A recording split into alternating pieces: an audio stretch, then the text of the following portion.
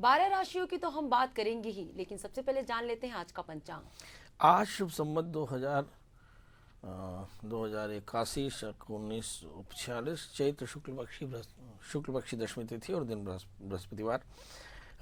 यदि हम देखें तो राहु काल दोपहर 1:30 से और लगभग 3 बजे तक राहु काल रहेगा। आश्लेषा नक्षत्र प्रातः 7:57 से और उसके बाद मघा नक्षत्र का प्रारंभ हो जाएगा। तो इस तरह से हम देखते हैं कि ये आज का राहु काल है। आज चंद्रमा जो है वो सिंह राशि में होंगे। जी बिल्कुल, तो हमने बात की आज के पंचांग की। कल हमने नवमी तिथि मनाया, आज दशमी तिथि। इसका क्या महत्व है? दशमी तिथि को धर्मराज के बारे में जैसे जिक्र किया गया है, तो हम आपसे जानना चाहेंगे विस्तार से। हाँ, हमने प्रथमम शैलपुत्री, द्वितीयम ब्रह्मचारिणी, तृतीयम चंद्रघंटे, इस तरह से हमने नवदुर्गा के 9 रूपों के लिए नवरात्रि की 9 तिथियों को जाना, जिसमें नवम सिद्धिदात्री च नवदुर्गा प्रकीर्तिता। हाँ, नवदुर्गा जो है वो सब प्रकार की सिद्धियों को देने वाली है। मगर दशमी तिथि किसको है? दशमी तिथि समर्पित है धर्मराज को। कहते हैं कि इस तिथि को धर्मराज की दशमी कहते हैं। चैत्र महीने के शुक्ल पक्षी दशमी तिथि को धर्मराज तिथि कहते हैं और धर्मराज दशमी। इसमें इसका व्रत रखने से जो भी कामनाएं होंगी पूरी होगी। जैसे जिसे मोक्ष चाहिए उसे मोक्ष मिलेगा, जो मुक्ति चाहिए उसे मुक्ति मिलेगी। कहती है कि ब्राह्मणी थी बड़ी पुण्यात्मा थी।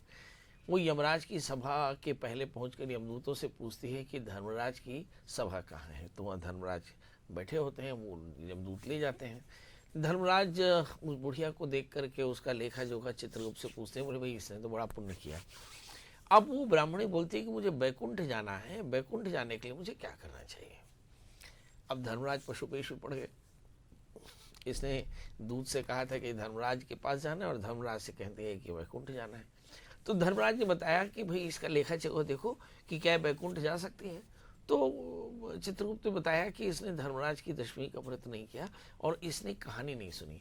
तो वो बुढ़िया फिर से कहती कि देखो महाराज, मेरे जो पुण्य है उसको लेकर के मुझे 7 दिन के लिए पुनः धरती पर भेज दो। मैं धर्मराज की कथा सुन करके, दशमी का व्रत करके और यथोक्त दान करके और फिर लौटूंगी। फिर उस बुढ़िया ने पृथ्वीलोक में जाकर के और तिलादेश महादान किए, धर्मराज की दशमी का व्रत किया और फिर आकर के उसने बड़ी श्रद्धा के साथ में धर्मराज को प्रणाम करके बैकुंठ लोक को गई। तब से ये कहानी बनी कि धर्मराज की दशमी का व्रत करना चाहिए। अगर कोई कन्या करती है तो उसे योग्य वर मिलता है, लड़के करते हैं तो उन्हें अच्छी पत्नी, अच्छी नौकरी मिलती है। कोई धार्मिक व्यक्ति करता है तो उसे मोक्ष मिलता है। इस तरह से ये धर्मराज दशमी जो है बड़ा महत्वपूर्ण व्रत है, जिसके करने से सारी मनोकामनाएं पूर्ण होती हैं। कहते हैं कि पांडवों के जो महाभारत युद्ध है उसके बाद एक एक करके पांडव कम होने लगे। यक्ष ने एक एक करके सभी पांडवों को कैद कर लिया। तो आगे चल करके भगवान कृष्ण ने बताया कि अगर आप धर्मराज दशमी का व्रत करो तो ये लौटे हो, आप जो गए हुए हैं वापस लौटेंगे और फिर आपका जीवन सुखी होगा। तो उस समय भी ये धर्मराज दशमी का व्रत किया गया, जिसके चलते फिर से पांडव सब इकट्ठे हुए। जी बिल्कुल, तो आज दशमी तिथि है जिसे धर्मराज दशमी के नाम से जाना जाता है और इसका काफ़ी महत्व है। इसके पूजा करने से जो है सारे मनोरथ पूरे होते हैं। तो